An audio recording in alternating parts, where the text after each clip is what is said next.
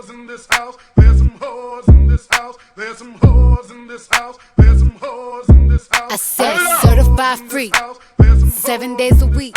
Wet ass. Bonjour tout le monde. Et bien voilà, je l'ai enfin fait. Donc j'ai enfin fait ma chaîne YouTube. Donc du coup je me présente, je m'appelle Clément. Je suis aide-soignant en EHPAD et en unité protégée depuis 4 ans maintenant. Donc en fait j'ai fait cette chaîne YouTube parce que du coup les personnes, des personnes de TikTok m'ont dit de pourquoi pas le faire, ça pourrait être intéressant. Donc c'est vrai que du coup je me suis dit allez, on se lance. Donc bienvenue sur cette chaîne. Donc le but de cette chaîne, ce sera déjà parler de nos métiers. Donc je vais pas parler que du métier d'aide-soignant bien sûr. C'est-à-dire que je vais parler aussi du métier d'infirmier, médecin, je sais pas parce que je suis pas non plus très calé en médecine, mais après les métiers qui sont en rapport avec l'aide-soignant.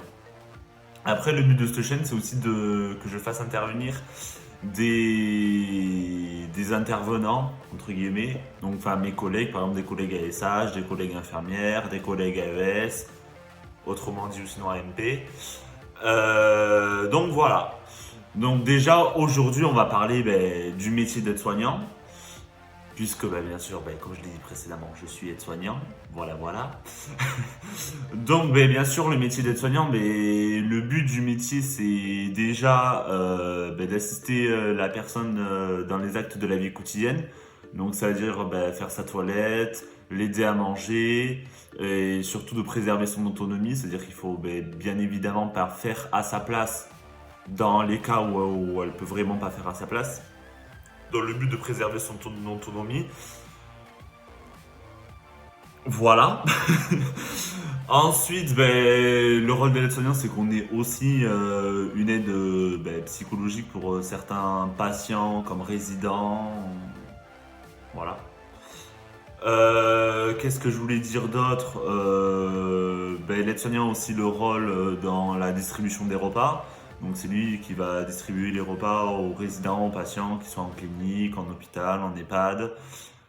Donc nous on veille bien sûr à ce que les régimes soient respectés, c'est-à-dire que par exemple on distribue les repas, une personne va dire si elle est en mixé, en haché, en mouliné ou en lisse pour certaines institutions, parce que ça se dit pas pareil. Le jargon change. Donc il faut veiller à ce que tout soit bien, puisque ça peut engendrer des troubles de déglutition. Et c'est sûr que si vous donnez un repas en entier à une personne qui ne déglutit plus, qui a beaucoup de mal à déglutir et qui a des troubles de la déglutition, elle peut s'étouffer.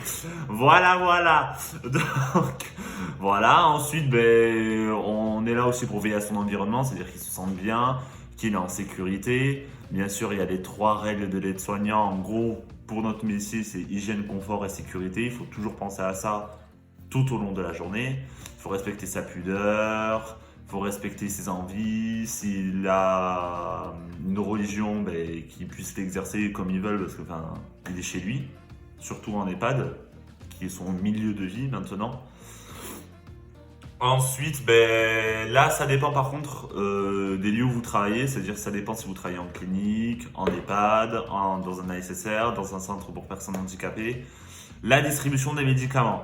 Donc moi, par exemple, qui travaille dans un EHPAD, comme j'ai dit précédemment, je sais que moi, j'ai le droit, sous dérogation de l'infirmière, de distribuer certains médicaments. C'est-à-dire que en même temps, si l'infirmière n'est plus là je dis un exemple, à 17h et que bien sûr le repas commence à 18h, il faut bien que quelqu'un soit en charge de donner les médicaments. Donc je parle bien des médicaments et non des insulines, s'il y a des dextro à faire, après des insulines, des vaccins, c'est sûr que ça va être un aide-soignant qui va les donner. Donc voilà. Donc après le métier d'aide-soignant, ça se comporte en plusieurs parties, c'est-à-dire que déjà dans la partie des horaires, nous faisons soit des journées de 12 heures, soit de 7 heures. Donc vous pouvez me dire en commentaire s'il y a d'autres horaires dont je ne connaîtrais pas l'existence. Mais du coup voilà, donc on a des journées de 12 heures, donc pour ma part, c'est-à-dire que vous travaillez par exemple de 6h30 à 18h30 ou de 21h, enfin ou de 9h à 21h dans mon cas. Donc au niveau des heures de repos, ça veut dire qu'on a plus de repos que les autres, enfin on n'a pas plus de repos, mais si vous prenez un planning au mois, visuellement, vous allez avoir plus de repos. Mais en gros, une personne qui est en horaire de 12 heures, ça veut dire qu'il va avoir 15 jours de travail en gros et 15 jours de repos, mais éparpillés dans le mois. Donc en général, vous travaillez 2 jours, vous avez 2 jours de repos, vous repartez sur 3 jours, après vous avez 2 jours de repos. Donc c'est un système de roulement sur 4 semaines ou 5 semaines. Ensuite, il y a les aides-soignants qui travaillent en 7 heures, donc c'est-à-dire soit ils travaillent que le matin, soit que l'après-midi, soit il y a des aides-soignants de jour, donc ça veut dire qu'ils font une journée en 10 heures. Voilà. Ensuite, la formation, comment devenir aide-soignant, vous avez une formation qui se divise en 2 promotions. Ça veut dire que c'est une formation déjà qui dure 10 mois, il me semble, enfin qui ne dure pas un an complet, mais qui dure 10 mois.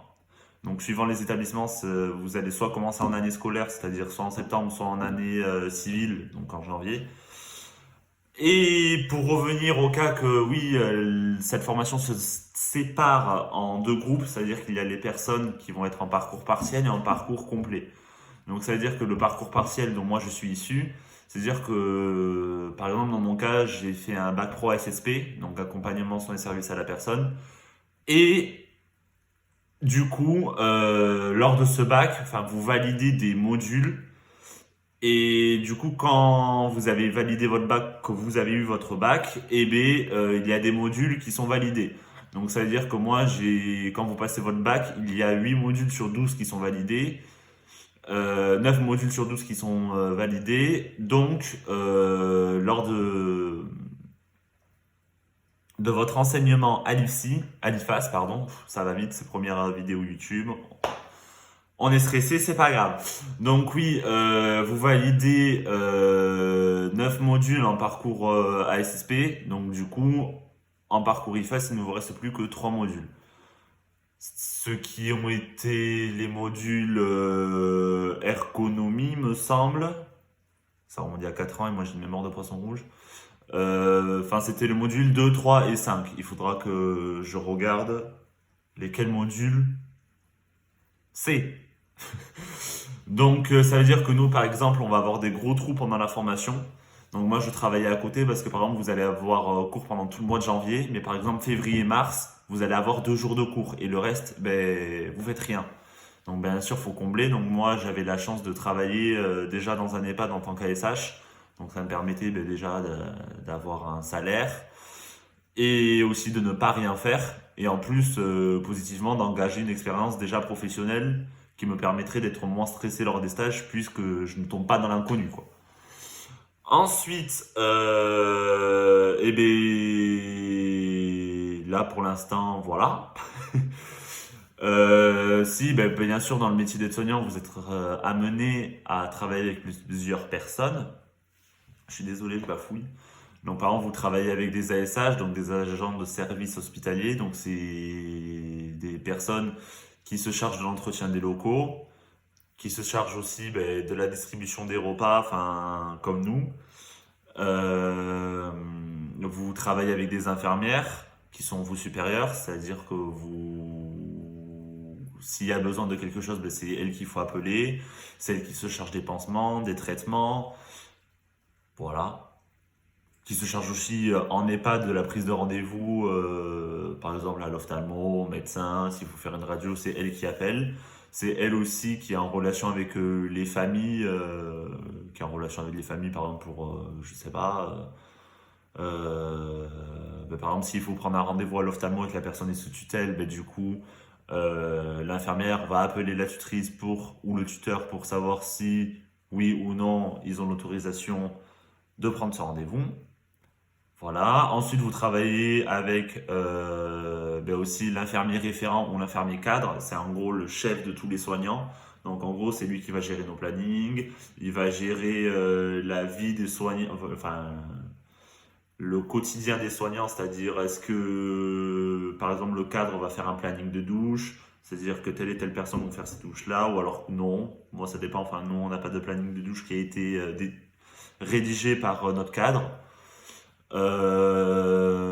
Ben après c'est lui le chef, donc ben, il a les responsabilités de chef. Voilà. Après bien sûr il y a la directrice. Moi je travaille, enfin nous on a la chance d'avoir un psychologue à notre lieu de travail, donc ben, elle est là pour les résidents ou les patients suivant là où vous travaillez. Donc s'ils ont un coup de mou ou si nous on est impuissant face à cette situation, ben, on se réfère à la psychologue pour qu'elle puisse nous donner des conseils ou autre. Et ensuite, ben, bien sûr, il y a le médecin coordinateur, donc c'est le médecin qui est greffé à notre structure. Donc s'il y a un cas d'urgence et que le médecin est là et qu'on ne peut pas par exemple avoir le médecin traitant du résident ou du patient, ben, on se réfère au médecin coordinateur. Ou alors, si on a un problème au sein de l'établissement, c'est-à-dire un problème sanitaire comme, ben, bien sûr, nous le connaissons maintenant, ben, c'est lui qui va nous dire les règles à suivre, les protocoles, etc. Donc voilà, ben écoutez, j'espère que cette première vidéo va déjà un peu vous éclairer sur le métier. Après, ben, bien sûr, mon but c'est de faire d'autres vidéos, hein. Donc la prochaine vidéo, ce sera, ce sera sur la formation d'aide-soignante, d'aide-soignant et d'aide-soignante, mais plus dans le concret. Là, j'ai parlé en gros, c'est-à-dire son structure, nanani, nanana, mais là, j'ai plus parlé d'écrire tous les modules, à quoi ils correspondent, les stages, les durées de stage, à quoi ça peut vous être amené, etc. Donc, je vous remercie à tous et à toutes. Et soyez indulgents pour cette première vidéo. Et n'hésitez pas à marquer en commentaire ce que vous voudriez voir ou ne pas voir ou ne plus voir. Ne marquez pas moi, ça me vexerait. Voilà. Donc je vous souhaite à tous et à toutes une bonne journée. Et passez de bonnes fêtes. Et surtout, passez un bon réveillon, de bonnes fêtes de Noël. Et s'il vous plaît... Je sais qu'on nous le rabâche beaucoup et souvent, mais respectez les gestes barrières parce que c'est pas seulement pour nous que nous le faisons, mais c'est aussi pour les autres. Voilà, à bientôt.